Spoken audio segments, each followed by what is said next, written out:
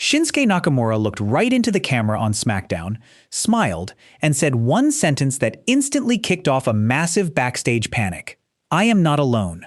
The MFT just got a giant target painted on their backs, and rumors are completely exploding right now about a brutal, career-ending ambush being planned to write them off television. But the real shock isn't what Shinsuke is going to do to them. It's the identity of the absolute monster he's bringing with him to do it. Welcome back to Wrestling Canva. Insiders just leaked the name of this mystery partner, and it is the absolute last person the MFT ever expected to see standing next to Nakamura. We're breaking down this entire bloodbath before it even happens, so stick around, because you're going to find out the real reason Shinsuke is out for pure blood and revenge, why a regular wrestling match won't work here, how this completely changes the Bloodline storyline, and finally, why all the backstage leaks point to one specific name helping Shinsuke brutally destroy the MFT. Let's back up and actually look at how we got here. Nakamura's been out of the SmackDown spotlight for months, sidelined completely after the MFT ran through him during their initial rise as a faction. That absence wasn't quiet either. He was a genuine victim of their early dominance, taken off television at the exact moment he was building real momentum on the blue brand. So when he finally reappeared, the entire tone of that segment mattered. This wasn't a happy homecoming. This was a man walking back onto SmackDown with a very specific target already locked in his sights, and the crowd could feel it the second he opened his mouth. If you saw Shinsuke Nakamura's chilling return on SmackDown, you heard him declare a one-way war on the MFT.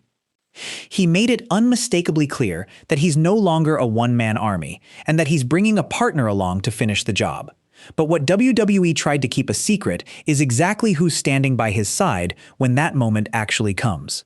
Right now, backstage rumors are exploding that the mystery partner is none other than Solo Sikoa. And to be clear, Shinsuke and Solo aren't teaming up because they're best friends. There's no brotherly bond here, no shared history of trust between these two men. They're teaming up because they both have a massive personal score to settle with the exact same group. The MFT took Shinsuke off television earlier this year, ending his momentum with zero warning and zero remorse. And for Solo, the situation cuts even deeper than that. The Tongans he once called family, the men he built an entire faction around, completely abandoned him, walking out and leaving him isolated in front of the entire world watching at home. These are two highly dangerous men uniting for one single brutal purpose: to put the MFT in the hospital. Think about how unusual a pairing like this actually is on paper. Nakamura's entire career has been built around unpredictable, artistic, almost theatrical in-ring performance. Sikoa's entire identity has been built around raw physical dominance and bloodline politics. These aren't two guys who'd naturally gravitate toward each other in any normal circumstance. But shared trauma has a way of creating alliances that wouldn't otherwise exist. Both men were blindsided by the same group. Both men lost real momentum because of it. And both men have shown, in their own ways, that they're willing to abandon conventional alliances the moment it serves their bigger goal. That's exactly the kind of foundation a temporary, purely vengeance-driven partnership gets built on.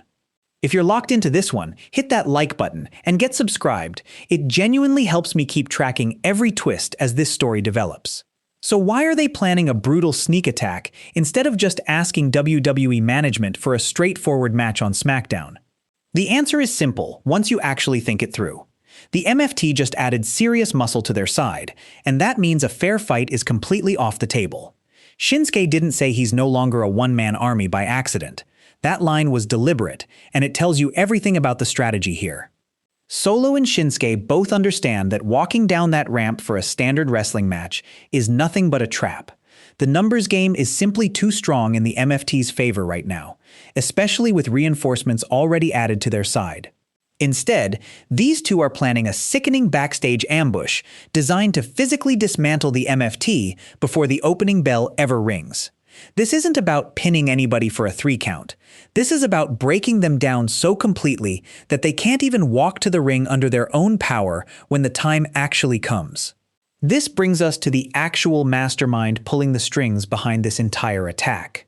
Solo Sikoa just went to war with his own family at SummerSlam, and he survived it, coming out the other side as one of the most unexpectedly popular figures on the entire roster. Now, in the aftermath of that war, he's cutting off every last piece of dead weight still connected to his past. This brutal attack on the MFT represents the final step in Solo completely cleansing himself of everything that came before. Teaming with a lethal striker like Nakamura isn't simply about winning a feud on paper. It's about sending a terrifying, unmistakable message to the entire locker room watching from behind the curtain. Solo is making absolutely sure the Tongans get beaten down so badly that they can never even think about stabbing him in the back again. He's essentially feeding his own former right-hand men directly to the King of Strong Style, proving in the most violent way possible that crossing Solo Sikoa is a career-ending mistake nobody in that building will forget anytime soon. Step back for a second and think about what this actually does to the wider picture. Solo's already positioned himself as one of the most unpredictable forces in this entire saga, walking away from the Bloodline, walking away from MFT, refusing to stay loyal to anybody except himself and whoever's standing next to him in the moment. If he's now willing to align with someone like Nakamura purely out of shared vengeance, that tells you his story isn't about building a new family at all. It's about tearing down every single connection from his past, one former ally at a time, until there's nobody left who can ever betray him again. That's a genuinely dangerous mindset for anyone still circling him right now, including names like LA Knight and Royce Keys, who might assume their current alliance with Solo is safe simply because they haven't crossed him yet. If Solo's true pattern is scorched earth against anyone who's ever wronged him, loyalty today doesn't guarantee safety tomorrow. For the MFT, this represents a genuine crisis moment regardless of when it actually happens. They've spent weeks building momentum as a legitimate threat on SmackDown, adding muscle and picking fights with names across the roster. But an ambush from two men with this level of personal motivation, timed specifically to avoid a fair fight, could set them back significantly right when they're trying to establish themselves as a dominant force. Put all the pieces together, and this ambush stops looking like speculation and starts looking almost obvious. Nakamura's declaration that he's no longer alone, the MFT's recent additions of extra muscle to their side, Solo's well-documented pattern of eliminating threats from his past rather than negotiating with them, every single piece lines up toward exactly the kind of brutal, coordinated backstage strike this entire story's been building toward. Did Solo Sikoa just make the smartest move of his life by bringing in Shinsuke Nakamura to do his dirty work? Or is this deadly new alliance about to backfire on him in ways nobody's expecting? Let me know who you think is really pulling the strings in the comments below. Don't forget to hit that like button and subscribe to Wrestling Canva for more.